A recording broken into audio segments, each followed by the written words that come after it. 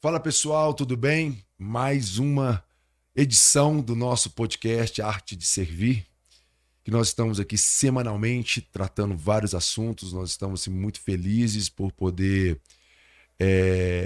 ter esse espaço semanalmente, construindo esse lugar de debate, de conversas sobre políticas públicas, sobre teologia pública, sobre todas as conjunturas, os assuntos mais importantes. Hoje vamos falar um pouco sobre o Rio Grande do Sul, sobre as polêmicas, sobre as questões que estão acontecendo, estão envolvendo essa talvez a maior catástrofe natural da nossa nação. E está aqui comigo hoje o Ivan, e daqui a pouquinho o Caio está chegando também um pouquinho atrasado hoje, mas já está chegando já daqui a pouquinho. Ivanzão, vamos que vamos? Fala, Cacazão. Você tá com a camisa bonita hoje, isso aí é uma camisa em homenagem não, assim, Uma referência. uma referência pra gente refletir sobre o Rio Grande do Sul? Isso, Cacá.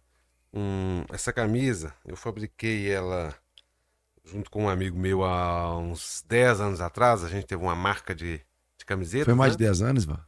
Foi 2000 até 2012, 2013, É, né? E aqui é uma onça pintada, que é um animal em extinção, né? um dos animais que estão na lista em extinção. Sim. E a onça pintada, ela tá sendo desenhada por um texto, né? E esse texto diz que a criação espera a manifestação dos filhos de Deus. A criação anseia ver a manifestação da glória dos filhos de Deus. A criação ou a natureza, né? Referência a um texto bíblico. Sim. E isso tem muito a ver com o que a gente está vendo agora, né? Lá no Rio Grande do Sul, né? Demais. A natureza, a criação, ela aguarda a manifestação Ela dos filhos de anseia. Deus, ela anseia por isso. Mas, infelizmente, a manifestação dos filhos de Deus, da criação de Deus, do homem, né? Tem sido muito mais negativa Muito do aquém. que positiva Sim. nos últimos tempos, né? Sim. E isso tem feito esse desequilíbrio ambiental que nós estamos vivendo, não só no Brasil, mas no mundo inteiro, Sim. que faz com que esses fenômenos, em parte naturais, sejam cada vez mais severos, né? Sim. A gente está vendo lugares de seca, tendo secas cada vez mais fortes, ou até mesmo com chuvas nesses locais de seca, mas chuvas muito fortes. É o caso que a gente viu em Dubai, né? Você viu Dubai debaixo de água? Que coisa louca. Deserto, Sim. chovendo. Aí você fala, pô, chover no deserto, que bom. Mas chover no deserto, aquela quantidade de chuva que não muito fora do que está acostumado, gera também transtornos, né? Sim. E a gente está vendo no sul do Brasil uma coisa que sem precedentes, né? Então, isso tudo é fruto de nós vamos conversar um pouco sobre isso, mas é tudo fruto de um desequilíbrio ambiental que gerou o que está sendo chamado de emergência climática, né? Onde as chuvas estão cada vez mais fortes e concentradas, secas também cada vez mais fortes e concentradas. Por você, olha que interessante. A gente viu no ano passado muitas queimadas na região amazônica, né? E essas queimadas da região amazônica no ano de 2023 não foram causadas, em grande maioria, essas novas queimadas, por causa de desmatamento. Foi causada por uma seca muito grande que teve na região amazônica. Uma seca muito forte, onde abaixou muito o nível de vários rios, né? E regiões que ficaram sem chuva durante muito tempo, e foi ocasionado queimadas, entre aspas, naturais, né? Ou seja, não foram provocadas talvez diretamente ali por uma fagulha de fogo colocada pelo homem, mas uma secura naquela vegetação, que é uma vegetação naturalmente úmida, estava seca, então a gente teve um aumento do número de queimadas. Então teve uma diminuição drástica muito grande na desmatamento da Amazônia. Teve uma melhora muito grande na queda do desmatamento na região amazônica, mas teve uma seca tão grande que houve um aumento no número de queimadas. Então, olha para você ver, queimadas na Amazônia, uma chuva imensa desce no Rio Grande do Sul, uma chuva imensa desce em Dubai e outras regiões sofrendo seca muito grande, né? Maior do que o normal. Então, isso tudo é fruto de um desequilíbrio ambiental, que é fruto de quê? De uma manifestação errada dos filhos de Deus, né? Vamos Sim. colocar assim, dos homens, né? Dos seres humanos, que deveriam de cuidar, de zelar por esse jardim Uhum. chamado Terra, né? Esse jardim que Deus nos deu chamado planeta Terra, com a missão da gente cultivar, com a missão da gente zelar por ele, Uhum. com a missão da gente estender o cuidado do jardim, né? Mas a gente desmatando de uma medida muito grande, mais do que o necessário, a gente não cuidando dos rios, a gente não cuidando dos leitos dos rios, a gente não cuidando da fauna, da flora, isso tudo vai gerando um desequilíbrio planetário que gera esses fenômenos, né? O Uhum. fenômeno do El Ninho, cada vez mais forte, cada vez mais drástico. Então, uma coisa que a gente tem que enfrentar, não somente apagando, né? Eu ia até falar apagando incêndio, né? Tem incêndios também, mas nesse caso, é, como está tendo agora no Rio Grande do Sul, vai ser um trabalho cabuloso para poder tirar essas águas que estão de dentro das cidades e quase que ir recuando muito devagar, né?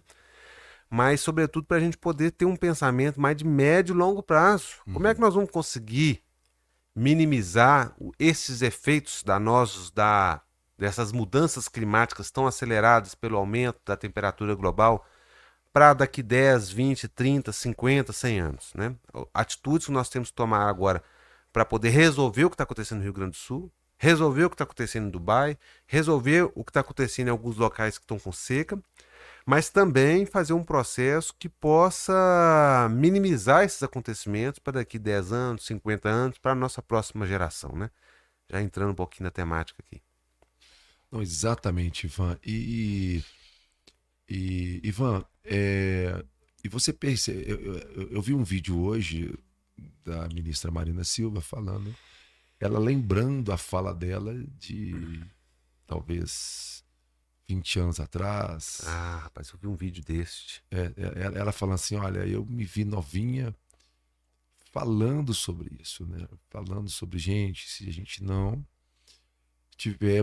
92 que ela fala, né? Que teve uma proposta em 92, não é? 92? Em 92 isso já começou a ser muito debatido, né? Teve até a Eco A ECO 92, né? 92. Aquela agenda que se criou, mas que infelizmente a maioria, quase a totalidade dos países do planeta não seguiram, né? Aquilo ali que Isso. foi combinado, né? De certa forma foi apresentado, né? Isso. E já naquele momento eles falavam que, tipo assim, se não for fielmente observado, guardado, essas ordenanças climáticas, esses pactos, esses acordos, haverá consequências e as consequências serão assim dramáticas, né? Sim. E ela falou assim que ela estava assistindo, né, em algum momento no Rio Grande do Sul, ela viu um vídeo de uma mulher, de uma senhora em cima de uma árvore, se eu não me engano, acho que é mais ou menos isso mesmo, sem poder descer da árvore porque a casa dela já tinha sido tomada, ela estava lá sobrevivendo em cima de uma árvore e a água tomou tudo.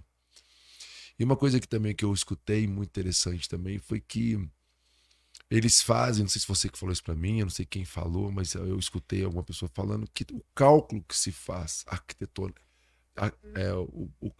para poder fazer uma construção, um planejamento arquitetônico da cidade e também os investimentos em infraestruturas, eles calculam dentro dos últimos 10 mil anos. Então, tipo assim, eles pegam todas as catástrofes naturais nos últimos 10 mil anos e eles fazem um cálculo, uma média. Olha, isso aqui suportaria, na média das catástrofes, das maiores às menores, esse tipo de infraestrutura, ele suportaria o impacto de uma catástrofe se ela for a maior Hum. na média dos últimos 10 mil anos. E o que aconteceu no Rio Grande do Sul agora está fora de todas as métricas que eles teriam de referências históricas do que poderia acontecer. Que loucura, né? Loucura. Então, tipo assim, literalmente, aquelas pessoas que falam que não, isso é normal, isso é um ciclo natural e que isso, independente de aquecimento global, aquecimento global não existe. Esse negacionismo, história de ambientalistas, enfim, e que isso aí essas alterações já aconteceram no passado. Então, de tantos e tantos anos acontecem situações porque são ciclos, que é respeito, diversidade, tolerância, combater a intolerância religiosa, enfim, todo tipo de preconceito. A casa coletiva que a gente tem que, gente, são as três coisas. O ser humano, ele tem que estar num ambiente que ele pode ir e vir e a pessoa não vai matar ele por causa da religião dele, ou da opção sexual dele, ou pela cor da pele dele. Ele tem que ter direito de existir, né? Exatamente, culturalmente ele tem que ter uma diversidade cultural. E a casa coletiva, essas três coisas, elas são inegociáveis. No sustentabilismo, essas três coisas são inegociáveis. Sim. Depois, nós vamos falar da prosperidade, né? De emprego, renda, produção, prosperidade, e vamos falar também do ambiente político democrático. Enfim, então, o sustentabilismo, ele reconstrói esse ecossistema para que as coisas estejam cada uma no seu lugar. Agora, quando você ignora esse negacionismo, ele veio para ignorar os aspectos ambientais, ele veio para criar um problema seríssimo na questão cultural e veio também para poder criar essa meritocracia na questão social. Então, tipo assim, cara, você é assim porque você não trabalha, porque você culturalmente é porque você é uma pessoa que se comporta de uma forma que a religião não que você está indo contra Deus, por isso que você está dessa forma. E ambientalmente, isso aí não existe. Você está impedindo o crescimento. Desconstruiu essas são as três grandes contenções que garante a vida do ser humano se prolongar na Terra. E quando isso se rompe, não tem mais limite. Aí todo o ecossistema ele reage contra. Fica prejudicado, né? E o que você acha sobre isso, Caio? Qual que é a sua opinião? O que você pensa? Tenho algumas ponderações para serem feitas em relação à questão do Rio Grande do Sul que eu acho que precisam ser ditas aqui. A primeira delas, tem um vídeo que viralizou recentemente, não sei se é de uma pastora, de uma figura pública, enfim. Meu Deus, eu vi. É uma influência, uma loura. Influência, isso. Sim. Essa pessoa que eu não conhecia até então.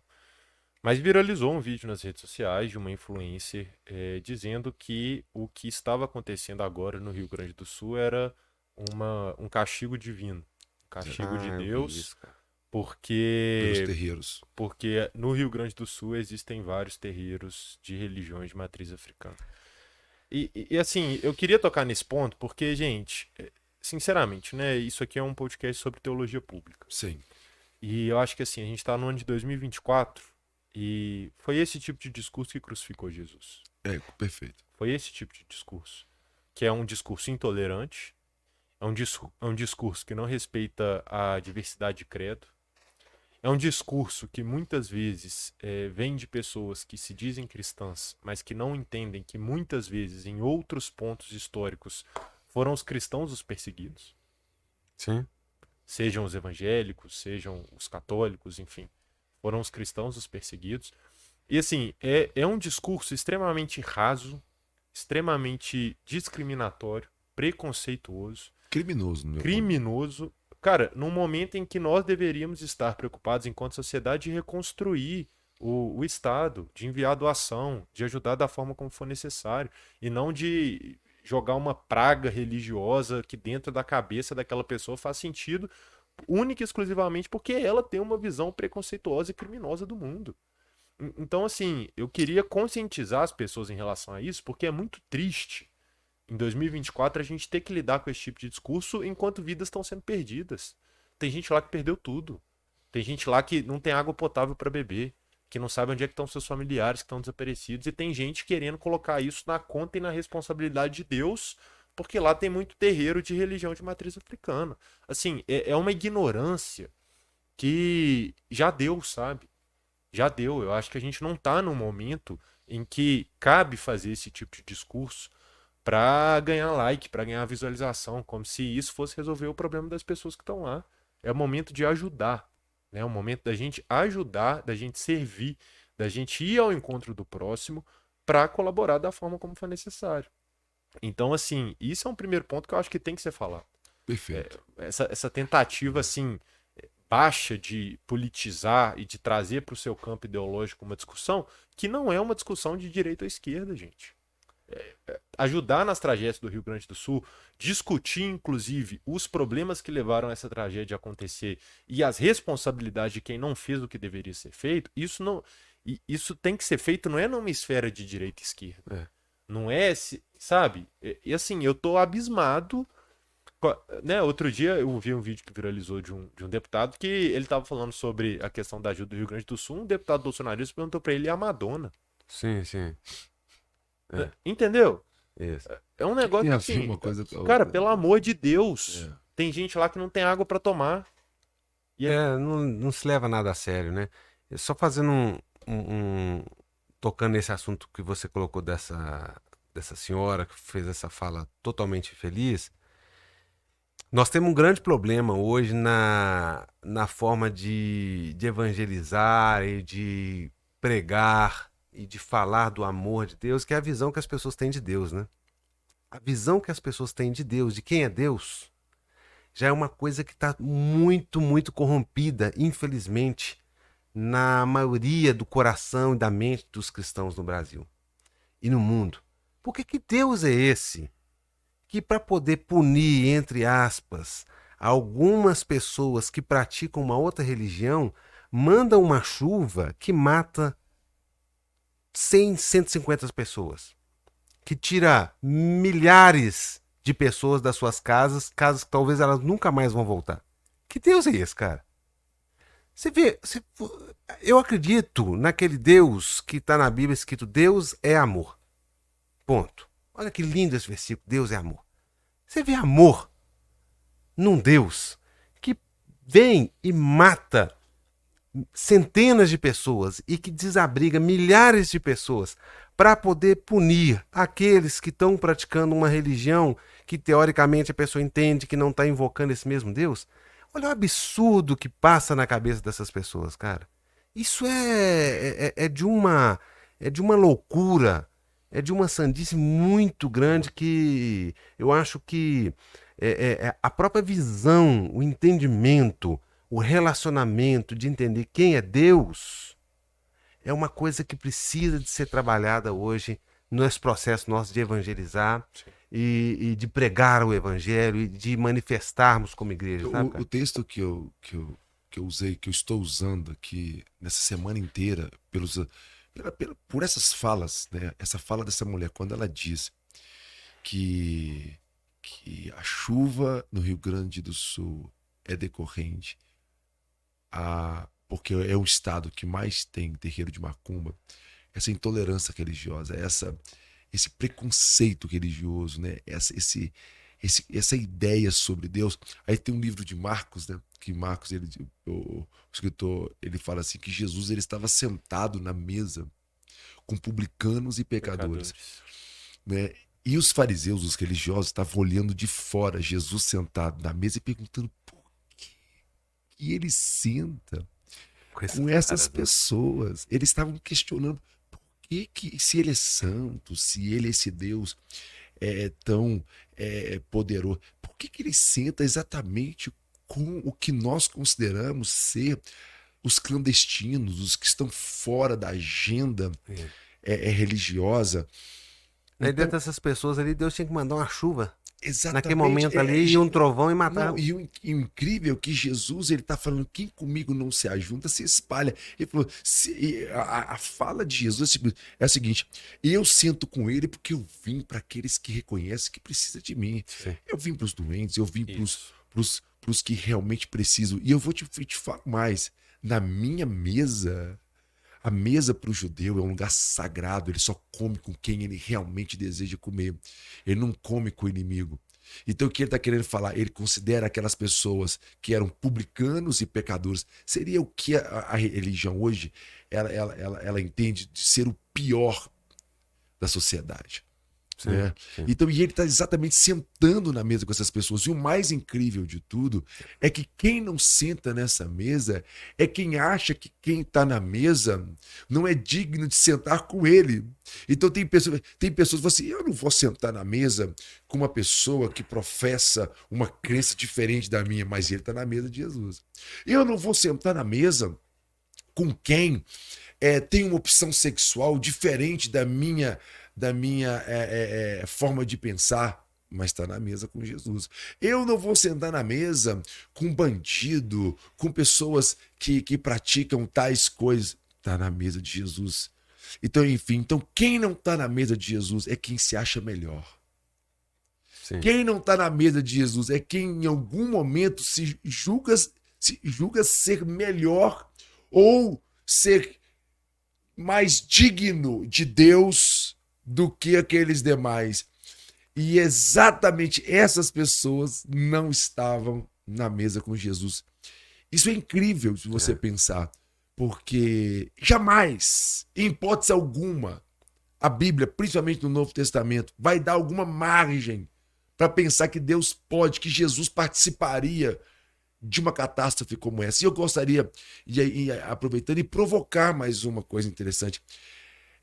Aonde realmente está a culpa? A culpa está exatamente quando nós negamos a nossa responsabilidade como filho de Deus na relação nossa com o meio ambiente, Sim. com o cultivo, com a responsabilidade, a ideia de, como Marina disse, de prevenção, do amor à criação, de entender que nós somos corresponsáveis. Sim. Então, assim. Cuidar do nosso jardim. Então, deixa eu fazer essa provocação para vocês. O que vocês acham sobre isso? Existem 3 pontos. Existe um grupo de pessoas que são deuses da sua própria vontade. São pessoas que ignoram questões sociais porque não querem parar a sua vida para lidar com o problema social. Existem pessoas que não querem lidar com qualquer tipo de diversidade. É um eugenismo cultural, é como se eu quero pessoas iguais a mim, com a mesma cor da minha pele, com a mesma religião que eu professo, com a mesma orientação sexual, a mesma religião, enfim. Eu não quero ninguém diferente. Eu quero um ambiente extremamente uniforme, culturalmente falando. E não existe. Eu posso usar, abusar. Os recursos naturais são infinitos. Quem diz que eles são finitos e precisam ser cultivados e guardados e preservados são pessoas que estão criando um tipo de O uso abusivo sensacionalismo. faz com que eles sejam finitos. Acho que o grande ponto é esse.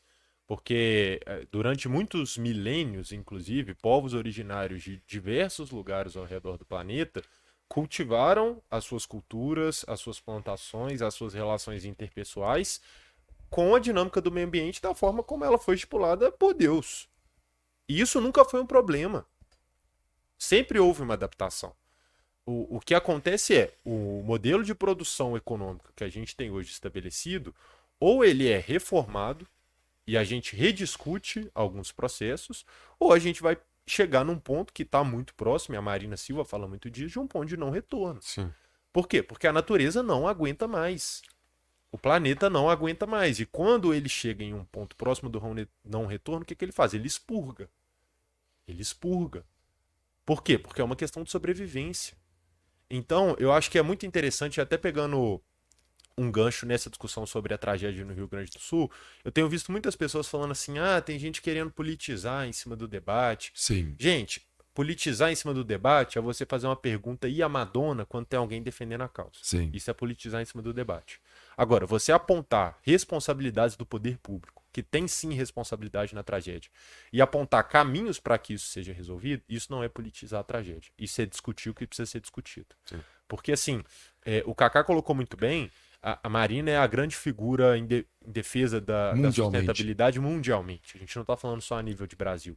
E há pelo menos 30, 40 anos ela dá a letra de que a tragédia está próxima de acontecer E caso a gente não mude a perspectiva que a gente tem de atuação junto ao meio ambiente, de um desenvolvimento sustentável, as tragédias vão acontecer. Os eventos climáticos extremos, eles vão continuar acontecendo cada vez mais com uma frequência maior. Por quê? Porque isso diz respeito à relação que a gente tem com o modelo de produção que existe hoje e com o meio ambiente enquanto parte da humanidade. Porque isso tem que ser considerado também. Nós não existimos se não existir um meio ambiente sustentável e ecologicamente equilibrado. Então, isso precisa ser colocado, e aí, Ivan, eu acho que você citou um exemplo de Contagem, é interessante a gente trazer para a nossa realidade o que nós podemos fazer enquanto cidadãos para que a nossa cidade seja mais sustentável. Sim. Porque existem caminhos. Cada cidade, cada indivíduo pode dar sua colaboração. E precisa de dar sua colaboração. Individualmente você pode dar sua colaboração, enquanto coletivo, enquanto sociedade, os representantes que estão no poder público, cada um tem um papel fundamental e crucial para que a gente consiga combater a crise climática. Só que isso não vai acontecer se a gente ficar parado no nosso lugar. Isso não vai acontecer se na época da eleição a gente não tem uma consciência de que isso precisa ser pauta. Sim. Isso precisa ser debatido. E aqui eu não estou falando de certo e errado, eu não estou falando de quem está com a razão, quem não tá, qual projeto dá certo, qual não dá. Eu tô falando que isso é um tema primordial para o debate público. Não tem como, em 2024 e daqui para frente, a gente discutir política sem discutir desenvolvimento sustentável, sem discutir proteção ao meio ambiente. A tragédia que aconteceu no Rio Grande do Sul, infelizmente, pelo contexto que a gente tem vivido, é uma tragédia que ela tá já pronta para acontecer no futuro. E em outros lugares também, não só lá. Sim. A gente acompanhou as chuvas nos últimos anos em Belo Horizonte, o tanto que a temperatura da cidade aumentou. Os problemas que a gente tem vivido em relação a isso, as árvores sendo destruídas. Será que existe alguém em sã consciência que acredita de fato que isso não vai ter consequência? Então, por exemplo, eu, cara, comecei a estudar esse tema mais a fundo, vendo a questão do Rio Grande do Sul, e eu vi, por exemplo, um exemplo muito bacana de arquitetura do ponto de vista urbanístico, o conceito de cidades esponja, que era um conceito que eu não conhecia, que é uma forma de pensar, porque o que eles partem de qual pressuposto, né, essa ideia da cidade esponja? Que hoje o concreto que é utilizado para construir as cidades é um material extremamente impermeabilizado, então a água ela não consegue entrar naquilo ali, gera algumas ondas de calor, enfim, você muda todo aquele microsistema ambiental e isso tem uma capacidade maior de gerar tragédias naquele determinado ambiente, porque a estrutura não está preparada para receber algum evento que seja extremo. Só que hoje já existe, né, na ciência, de uma perspectiva da arquitetura, do urbanismo, um viés, um caminho que vai dizer o seguinte: olha, tem como a gente construir cidades e cidades que sejam sustentáveis. E assim, eu não vejo quase ninguém propondo esse debate na esfera pública. Sim. Eu vi nesse estudo que eu estava fazendo que, por exemplo, em Fortaleza tem um exemplo de um determinado bairro que uma praça, uma quadra, enfim, ela foi construída sob essa perspectiva, que é mais ou menos assim, são espaços públicos que quando vem um evento muito extremo, você consegue absorver isso. Você absorve e retém, igual uma esponja, a água. Porque hoje a lógica é a seguinte: a água da chuva ela vem, e a logística é que ela cada vez mais rápido vá até o leito dos rios. E indo rápido até o leito dos rios, você aumenta muito o volume daquele rio, aquele rio transborda, e daí a gente tem várias consequências em relação ao volume grande de água. Agora, se você adequa essa construção da cidade dentro de um conceito de uma cidade esponja, o que você faz com a água que chega em grande volume? Retém. Sim. E aí, retendo, você evita catástrofes porque você consegue fazer com que a água ela não volte imediatamente até o fluxo fluvial. Ô, Caio, isso que você está falando é interessantíssimo, porque nós estamos num ano eleitoral e a gente tem a oportunidade de discutir políticas urbanas, novamente. Sim. Mas, infelizmente, se for no modelo que foi no ano de 2020, e parece que se aproxima novamente de repetir, as decisões por candidatos levam muito em conta temas nacionais de pautas que são discutidas na Câmara dos Deputados, no Senado, que não tem nenhuma forma de gerência nas câmaras municipais, mas que muitas vezes o eleitor leva em conta esses fatores para decidir por um candidato ou outro. E um candidato ou outro não tem nenhuma experiência, não tem nenhum posicionamento, não tem nenhuma proposta para estes temas, sim, que são importantes e que têm que ser discutidos na Câmara de Vereadores do município, como, por exemplo, o uso e ocupação do solo, como, por exemplo, você está dando esse exemplo maravilhoso aí da forma como é enxergado o urbanismo da cidade, né? Um modelo diferente de se ter a expansão da cidade. Eu acho que nós temos mais uma vez uma oportunidade de ter uma mudança que pode colaborar para daqui a 10, 20, 30, 40, 50 anos a gente ter um meio ambiente um pouco mais equilibrado, né? Você puxou aí de novo essa discussão que eu coloquei sobre o município de Contagem. Quando a gente fez esse debate dentro da Câmara Municipal de Contagem, fizemos até lá na Câmara Municipal de Betim, né, Cacá? Foi. Você lembra? A gente foi em Betim discutir o tema. Por quê? Porque a Vargem das Flores ela tem um impacto sobre Contagem, mas tem um impacto sobre Betim. Sim. Ela tem um impacto sobre a região metropolitana. Então não adianta também discutir só em um município e o outro que se arrebente, o outro que aguente o impacto para lá, né? Nós estamos juntos. Então, assim, o que acontece lá na parte norte do Rio Grande do Sul, arrebentou que as cidades do sul, né? Pela água que caiu no norte, a água desceu para o sul. Então, ou seja, a gente tem que pensar município e a gente tem que pensar na vida do próximo. E quando a gente estava fazendo esse debate lá na Câmara Municipal de Contagem, um cara gritou lá do auditório de cima assim: eu não quero saber daqui 50 anos, eu quero saber de agora. Porque ele era favorável à mudança que ia prejudicar a água que a gente ia ter no município daqui a 20, 70 anos. Então, o que passa na cabeça de um camarada desse para poder dizer que ele está preocupado com agora? Ele está preocupado com a valorização do terreno dele, que ia aumentar se aquele plano diretor passasse. Mas, gente, ele não está preocupado com a água que o filho dele vai tomar daqui a 20 anos? Será que realmente ele fala, eu não estou preocupado com a água que meu neto vai ter daqui a 30 anos? A água que ele vai ter para tomar o banho dele, lavar a roupa dele daqui a 10, 15, 20 anos, será que ele não vai viver daqui a 20 anos? Então, esse imediatismo da gente pensar no agora, sem pensar um palmo na frente do nosso nariz, não pode mais ter espaço no debate público da gente em sociedade. Eu vi um outro camarada comemorando porque a cidade dele estava crescendo. Ele falou: olha que legal, a nossa cidade está crescendo. Mas será que realmente é legal a gente ver uma cidade que está aumentando um bairro, 2 bairros, 3 bairros, mais 5, 10, 15 mil habitantes? Não sei, porque isso está sendo feito de uma maneira que está respeitando a natureza, está respeitando a preservação ambiental, está respeitando uma condição que aquele bairro amanhã ou depois não vai estar debaixo d'água. Eu não comemoro que uma cidade está crescendo em número da população. Comemoro sim que mais pessoas estão tendo acesso a uma casa, perfeito. Quem precisa de casa, que tenha casa. Quem precisa de terra para plantar, que tenha terra para plantar. Mas não necessariamente é de se comemorar que uma cidade está aumentando em número de habitantes. A gente tem que comemorar se essa expansão urbana que está sendo gerada está respeitando um processo que amanhã ou depois não vai virar o que a gente está vendo lá no Rio Grande do Sul.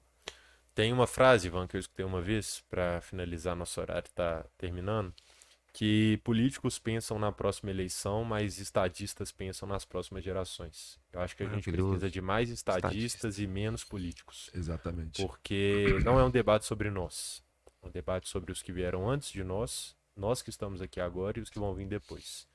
E eu acho que, infelizmente, ainda falta um pouco dessa percepção no debate público brasileiro. E é hora da gente assumir e ocupar esses lugares, porque senão não vai ter futuro para ser discutido. Eu vi uma amiga postando esses dias que, às vezes, ela se pega pensando se haverá uma discussão para os filhos e para os netos dela, porque no caminhar da sociedade hoje, a forma como as coisas estão sendo conduzidas, a gente não sabe o que vai ser a natureza daqui a 50 anos. A gente não sabe quais serão os efeitos e as consequências da devastação que a gente tem acompanhado. Então, isso precisa, assim, urgentemente ser colocado no consciente das pessoas, para que elas comecem a refletir tanto a nível micro, nas suas realidades específicas, quanto a nível macro, em termos de sociedade, o que tem que ser feito, o que pode ser feito para que a gente consiga mitigar essas consequências negativas e possa evoluir enquanto sociedade. Aqui, deixa eu fazer aproveitando que nós estamos aqui gravando nesse podcast, eu tô com uma teoria e eu já falei ela aqui para vocês, mas eu queria fazer uma dinâmica. Eu peguei um copinho ali, eu queria perguntar a vocês, assim, eu queria que vocês... Tem hora que é importante a gente ter alguma teoria. Tem hora que é importante a gente ter alguma didática para lidar com a nossa com o nosso público, para a gente poder fazer uma reflexão. Então eu falei aqui mais cedo, essa câmera aqui tá me pegando aqui, eu falei aqui mais cedo, ó. Esse primeiro copinho, eu só quero mostrar para vocês um ponto interessante. Eu gostaria só de construir isso aqui, porque eu vou fazer eu vou fazer a dança dos copos aqui, tá? Então, olha só, eu falei que no sustentabilismo, olha só, pessoal, presta bem atenção, no sustentabilismo, a sustentabilidade social, cultural, ambiental, econômica e política, ela parte por no meu ponto de vista, ela é um ecossistema. Então, falando de sustentabilidade, sem pensar no ecossistema, então, e o ecossistema é a ordem, é como as coisas funcionam dentro de uma ordem natural, que elas foram estabelecidas, que nós acreditamos, pelo nosso Criador para funcionar. Todo tipo, sabe que a palavra juízo é tudo que está fora da justiça. Justiça é posição correta. Juízo, você saiu fora da justiça, você vai sofrer juízo. Não necessariamente porque alguém vai te colocar em juízo, porque talvez você mesmo, ao sair, você desregulou. Você está andando de carro, você não respeitou a lei de trânsito, você pode bater, você pode capotar, e você pode morrer e matar outras pessoas. Então, é muito importante entender que existe um ecossistema para que as coisas funcionem bem. A ideia da sustentabilidade é a reordenação desse ecossistema que perdeu o seu lugar de equilíbrio. Então, o primeiro ponto que se coloca, e olha a pergunta que eu vou fazer para vocês, é a sustentabilidade social. Que é o quê? É o ser humano. O ser humano, não tem como se falar de tratar, por exemplo, questões ambientais quando a pessoa está com fome. Concorda comigo? Ah, meu irmão, você tem que preservar a água enquanto essa pessoa não tem um lugar para comer. Ela não tem o básico do básico. Essa pessoa ela vai ter uma consciência ou vai pensar em aspectos culturais, econômicos e ambientais. Ela precisa de teto, né? Teto, banho, segurança alimentar, enfim. Então, pensando num ecossistema da sustentabilidade, a sustentabilidade social para mim era o primeiro pilar, ok? O segundo pilar, sustentabilidade cultural, que seria culturalmente diverso, lidar com a diversidade. Porque também esse cara agora tem comida, tem tudo, mas ele sai na rua, ele é morto por causa da cor da pele dele. No Brasil, o país que mais mata homossexuais, a pessoa tem uma opção sexual, ela é morta por causa da sua opção sexual. Então, o ambiente que ela está morando também está matando ela, assim como a fome está matando ela. Em terceiro lugar, nós temos a sustentabilidade ambiental, a casa coletiva, segurança hídrica, ar puro, alimento, chuva no tempo certo, enfim. E em quarto lugar, eu vou pegar mais um copinho aqui também, em quarto lugar, nós temos a sustentabilidade econômica, que eu coloco tipo assim, agora que essa pessoa tem casa, ela tem um ambiente seguro e ela tem a casa coletiva preservada, agora ela vai pensar em produzir riqueza, prosperar, melhorar a infraestrutura, melhorar a tecnologia, melhorar a educação, a estrutura, moradia, asfalto, enfim. E por último, que eu coloco a sustentabilidade política, que é um ambiente democrático, enfim, politicamente politicamente democrático, né? Politicamente plural. Exatamente. E esse personagem, eu coloquei ele virado para cima aqui.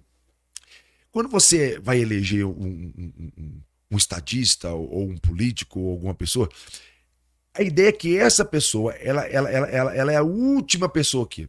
Ele está a serviço desse ecossistema. Ele trabalha para ordenar isso aqui. Agora, olha que interessante. Quando esse copinho da economia, da prosperidade, ele sai da posição dele e ele quer avançar para estar em primeiro lugar, e esse copinho, esse grupo, ele coopera, ele trabalha para ajudar esse copinho vir para cá. Então, agora, o copinho da prosperidade econômica, ele está na frente do ser humano. E ele está na frente do ambiente cultural. E ele passa por cima das questões ambientais. Então, quando esse ecossistema ele perde essa proteção, porque quando esse copinho está aqui e esse copinho está aqui, esse ecossistema, esses três copinhos, eles estão fazendo uma contenção para que esse pensamento econômico ele não desconstrua o que é fundamental para o ser humano. Agora eu quero te perguntar uma coisa. Quando a gente começa nessa discussão, aconteceu uma situação no Rio Grande do Sul. Então o que aconteceu? De alguma forma, não foi preservado esses aspectos e houve uma catástrofe. Então, olha só que interessante. A gente vai escutando ideologicamente, e é aqui que eu quero conversar com vocês, nós podemos observar que existem um debate e um tipo de negacionismo para cada um desses três primeiros copinhos. Então, por exemplo, socialmente, né? Qual é a desculpa? Qual que é a ênfase no social que quebra a ideia que eu preciso lutar por essas bases fundamentais do ser humano nesse aspecto social? Nós não podemos negar nosso passivo histórico, por exemplo, que nós temos com os índios, com os negros no Brasil. Nós não podemos negar que... Mas quando nós negamos e nós criamos a meritocracia e o liberalismo, ele tenta apagar esse histórico social, ignorar tudo isso, de alguma forma eu estou tentando diminuir a gravidade desse problema para tentar avançar, para que isso não seja desculpa para eu vir para cá. Entendeu isso? Isso. Assim também, culturalmente também. Vou falar desse aqui. Então, uma observação sobre esse. Essa semana eu vi o Lula dizendo que ele é muito cobrado sobre o déficit econômico, mas ele acha estranho que as pessoas não cobram, ou as mesmas pessoas não cobram tanto o governo sobre o déficit social. Sim, exatamente. Tem um déficit econômico muito grande, por que não observa e não cobra também o déficit social? É isso aí que você está falando. Exatamente. Quais são as desculpas aqui do cultural? Aí tem várias, né? Tem gente que vai se colocar no ponto de vista religioso e vai argumentar, olha, Deus não criou as coisas dessa forma. Exatamente. É. Essa mulher agora, ela tá aqui, ela tá tá nesse copinho aqui. Aconteceu uma catástrofe, o problema não foi aqui, ó. Não foi a ambição do homem. O problema não foi o desejo de poder, não foi o desmatamento, não foi ignorar as questões ambientais, o crescimento mobiliário. Não foi isso. Não foi aqui o problema foi Deus. Foi Deus. A cultura. Deus está combatendo os macumbeiros. Aqueles que... Você está entendendo? Então, olha como é que neste lugar existe um tipo de negacionismo que coloca Deus numa outra situação para fazer com que tá vendo? Não tem a ver com essa questão política, econômica. Tem a ver com a questão religiosa. E aqui? Nesse mesmo caso? No ambiental. Muita gente fala que não existe crise climática. Não existe crise climática. Não existe. Não existe. Isso não existe. É tipo assim, a natureza sempre foi assim, Sempre foi assim. ela sempre vai ser assim, e a gente tem que lidar com isso. Então você observa que as mesmas pessoas que falam de meritocracia são as mesmas pessoas que falam que acusam o problema ser de cunho espiritual, de julgamento de Deus, e as mesmas pessoas que negam aqui. Por quê? Porque a mesma pessoa, o Pablo Marçal, o mesmo personagem, inclusive ele fala que essa catástrofe toda, na verdade, o show da Madonna, ele veio para ser um tipo de como é que ele falou? De sacrifício humano para poder alimentar um satanismo. Então, olha que bagunça. Olha que bagunça. Aí acontece, quando essas três grandes pilares da sociedade, da sustentabilidade, eles são combatidos, abre o quê? Caminho pro poder econômico fazer o que ele quiser. E A política vem atrás. exatamente. Então, por trás de toda essa conversa, de toda essa argumentação, de todo esse negacionismo, existe o quê? Pessoas poderosas que têm interesse em tirar o ser humano, as questões, usando as questões culturais e eliminar as consequências ambientais, porque eu não quero saber daqui 50 anos, eu quero saber de prosperar agora, meu amigo. Eu tô olhando para são pessoas egoístas que têm projetos de poder, e quando elas encontram os políticos que trabalham para esse projeto de poder, porque eles têm interesse nesse poder, assim, é tratoramento, entendeu? Tipo assim, mas quando existem estadistas, como Marina Silva, que está há 40 anos falando, não importa. Não importa se a gente não vai ter ganhos nessa área. Ela fala assim, o agro pode prosperar, que sim, o agro é importante para o Brasil, mas já existe muita área desmatada, vamos recuperar essa área desmatada, gente. Porque a floresta em pé é mais importante que a floresta deitada. A floresta em pé, ela mantém um bombeamento de água para os rios que fluem no céu, que nem 15 mil Itaipus não conseguem fazer o trabalho da floresta em um dia de trabalho da floresta. A floresta em pé tem diversidades para ser exploradas no campo da ciência, da saúde, da medicina. Então, enfim, a floresta em pé ela é muito mais economicamente viável do que ela deitada. Então existem pessoas pensando o tempo todo em como uma nação pode prosperar sem passar por cima dos índios, dos negros, da pobreza, da mão de obra escrava, das questões culturais, religiosas, das questões ambientais. Economicamente próspero vai ser o dia que a gente crescer economicamente. Realmente a gente ter recurso para que todos tenham, sem abalar isso aqui. Isso é sustentável. Trazendo isso para uma família, né? Como um pai que está muitas vezes se matando de trabalhar para poder ter um salário extra para comprar um carro novo, para poder comprar um apartamento novo, mas não tem tempo para poder cuidar do seu filho, para conversar com a esposa, para poder ajudar um menino a ir para casa.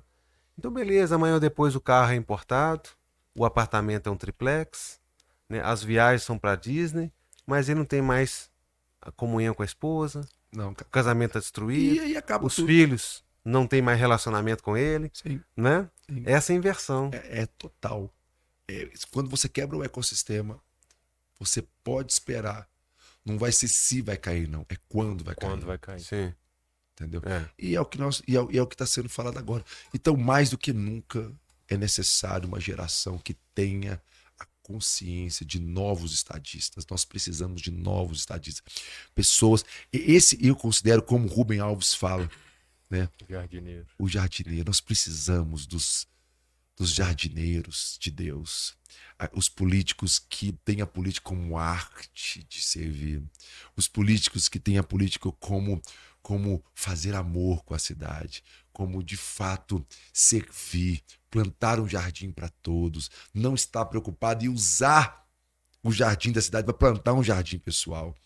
Está interessado em plantar um jardim para todos. Então, é isso, esse podcast, pessoal, serve para isso, para esse debate, para inspirar, para trabalhar, para a gente debater ideias de como nós deveríamos, como pessoas que professam uma fé em Deus e que entende que Deus não está, como essa mulher disse, causando uma catástrofe natural. Que Deus não está dentro de um copinho. Exatamente. Entende? Que é essa ideia enclausurada de Deus, e do que é a fé e do que é a religião. Que é o Exatamente. debate que a gente se propõe a fazer. Deus, e até se a gente fosse acrescentar essa analogia, Deus está por cima de todas essas coisas. Ele não está dentro do copinho da religião e da religiosidade. Está se envolvendo com tudo. Com tudo. Com tudo. É Não, isso. ele é o cristocentrismo, ele está no centro de tudo isso. É a partir dele, tudo isso. Na verdade, a ideia desse ecossistema é a ideia de Deus. Sim. Né? De equilíbrio. Teologicamente falando, se você for colocar lá em Gênesis 1, Gênesis 2, quando ele falou assim, Deus chama Adão e fala assim, ei, eu tô te chamando para você cultivar e guardar o jardim, dar nome aos animais, cuidar da terra, do rio, cuidar da água, cuidar do outro, né? De um ambiente equilibrado que ele tinha acabado de gerar, né? Um equilíbrio de prazeres, de equilíbrio, né? Onde isso tudo conversava, né? Infelizmente, tudo foi quebrado e continua quebrando. E nós estamos sofrendo consequências drásticas de todo esse. E é possível, um otimismo que eu tenho, é possível, assim como por um homem entrou o que é errado, pelo mesmo homem pode vir o que é certo. A mesma capacidade que o homem tem de destruir, o homem tem de reconstruir, de restaurar. Então, eu sou muito otimista e eu acho que nós podemos ainda dar grandes exemplos de grandes mudanças. Eu sou muito otimista. Enquanto o mundo está cada vez mais pessimista, tem que haver um grupo otimista. Sim. Tem que haver aqueles que acreditam que coisas podem mudar. Mas você não vai mudar tudo. Se eu mudar um pouco, eu já... É melhor do que não mudar nada. Não, e outra coisa, você reparou uma coisa? Quando você tem um ambiente muito atrapalhado. Esse lugar que nós estamos aqui agora era um ambiente extremamente Bagunçado. inóspito. Sim. Você tá entendendo? Tipo assim, eu olhei para ele e falei, cara, é um lugar que nós podemos construir um ambiente de comunicar, um podcast. E quando arrumou aqui, já arrumou o outro lado. E arrumando no outro lado, as pessoas já estão pensando em arrumar outra parte. Então, quando você arruma um pouco, você mostra que é possível arrumar o outro. E vai. Tem uma pesquisa que eles falam que foi feita nos Estados Unidos, em algum lugar, que quanto mais organizado o lugar mais organizado ele fica. Então, tipo assim, se um vidro está quebrado, a pessoa quebra o outro. E não se importa quebrar o outro, porque o de cima já está quebrado. Se alguém jogou um lixo no chão, eu não tenho problema em jogar outro lixo, porque já que já jogou um lixo, eu jogo outro. Mas num ambiente em que tá tudo que não tem um vidro quebrado, a pessoa não quebra o outro. Aonde não tem lixo no chão, a pessoa não joga lixo. Então, tipo assim, a gente tem que entender que se a gente conseguir mudar um pouco, pode mudar muito depois. Sim. Eu tenho esse otimismo, entendeu? Eu tenho esse otimismo. E nós precisamos trabalhar para que essa sinergia, para que esse ecossistema ele comece a um processo de... E eu acredito que Deus e toda a natureza conspira para a transformação positiva. Com certeza. Não é verdade? É isso. E a criação aguarda a manifestação. E a criação... A camisa Deus, do Ivan hoje. É uma... Você gosta das camisas? Tô conseguindo ler, não? É uma onça pintada, né? É uma onça que está, onça eu vi. Que está em extinção e está escrito Criação assim... espera a manifestação dos filhos de Deus. Então a criação, ela geme, ela grita, ela clama, ela está esperando a manifestação. E que a gente manifeste positivamente, né? Que a gente manifeste de uma maneira que possa abençoar a vida do próximo, abençoar a próxima geração, parar com esse imediatismo, né? Esse pensamento somente no hoje, somente no agora, somente no meu umbigo. Que a gente possa amar as pessoas que estão para além das janelas dos nossos carros, que a gente possa amar as pessoas que estão para além das paredes das nossas casas, dos nossos apartamentos, né? Então, esse pensamento, eu acho que ele pode mudar, sim, o quadro da cidade onde a gente vive, colaborar para mudar o quadro do estado, do nosso país, e aí sim a gente vai poder colaborar com mitigar essas mudanças climáticas da maneira como estão, para a gente poder ter a expectativa, né, de ter um ambiente melhor para os nossos filhos, para os nossos netos. E aí a gente vai voltar a estar em equilíbrio. Queira Deus nos permita isso, né? Amém. Beleza? Fechamos, Valeu. pessoal. Fechamos mais um podcast, A Arte Servir. Maravilhoso. Hoje com muita coisa boa. Acho que a gente construiu muita coisa legal aqui que pode ser conteúdo aí para você refletir sobre tudo que está acontecendo. Valeu. Valeu. Valeu, galera. Abraço, gente. Até mais.